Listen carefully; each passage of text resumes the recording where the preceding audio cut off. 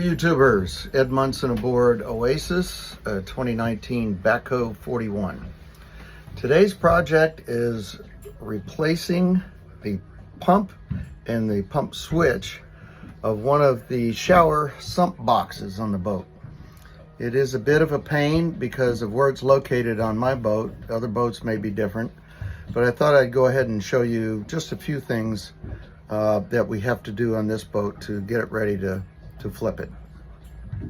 The boat has two sump boxes, one for the guest head, and that particular box takes the drainage, if you use this as a wet shower, from that pipe into the box. It also takes the condensation from underneath the main cabin mattress, which is under there, and the condensation tube runs into that box. That box is located here in this bilge, and frankly this one's relatively easy to get to. So this particular box, which is down there, you can see, again, has three tubes, one for the shower from the guest head, which is a wet shower, a wet head, and the condensation tube from the air conditioning unit, and then of course the third is to pump it overboard. So that box is relatively accessible. The main shower on this boat, where it drains there, goes into a box that's very deep into the bilge and frankly pretty tough to get to. So the first thing you have to do, in my case I have the optional freezer. You have to pull the freezer forward to access the box, which is under the second cabin mattress. Forgive my camera work here because I'm trying to do this myself.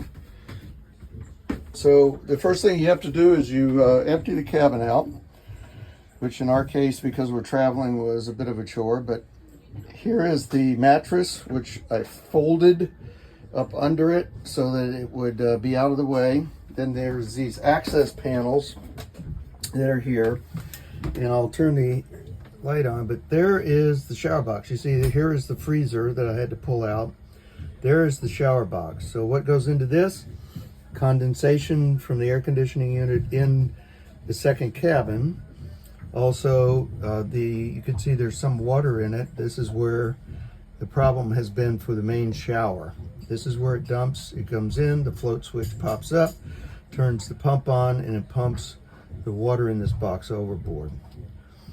And I've decided to replace both the switch and the pump. I think the switch is okay, but I figured I've gone to all this trouble. It's not that expensive. It's about $40. The pump's about $70.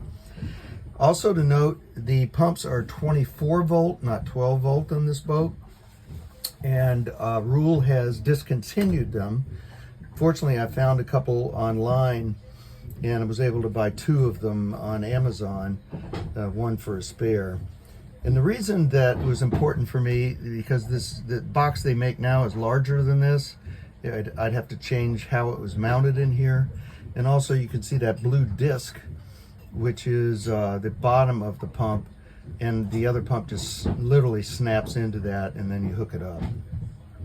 So we'll take one more look at what we're doing here. Here is the malfunctioning pump. You can see this is the Rule 800 gallons per hour small pump. This one is model 98A-24, 24 being 24 volt. They don't make this anymore, but I did find some online, and this is the one that replaces it.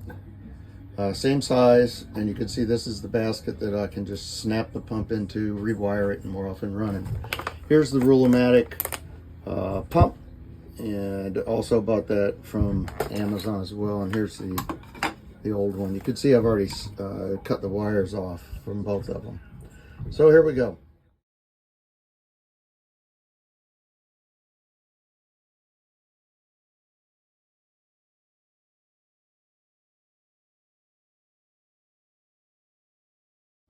All right, status update. not as easy as it looked. I thought it'd be connect the gray wire to the gray wire, the brown wire to the brown wire, that type of thing. But unfortunately, these connections have been laying in the bilge and had oxidation and the green stuff that gets on wires when they get wet. So I had to cut them back and have to now rewire the box itself, or the pump in the switch. Not a big difficult thing, it's just time consuming. And the other fact is I have to put my head upside down in the bilge here, but we're getting there. All right, finishing up. So here's the install of the new float switch and pump. Had some big problems with the electrical. They were corroded, the connections. I had no power coming here. I had to trace it back up this corrugated tube until I found the broken part. It was on the positive side. So I had to cut that back as far as I could and rewired all of that. And then the pump worked, but it wasn't pumping the water out. So I had my mechanic put this larger check valve in because that's been a problem in this box. But lo and behold, he forgot to take the old check valve out. So we had check valve after check valve, and the pump is small and it just couldn't get the water all the way out of the boat. Plus, you have to prime these little pumps to get them going. But at any rate, the job is done. The Admiral can take her shower again, and it's a job I hope I never have to do again.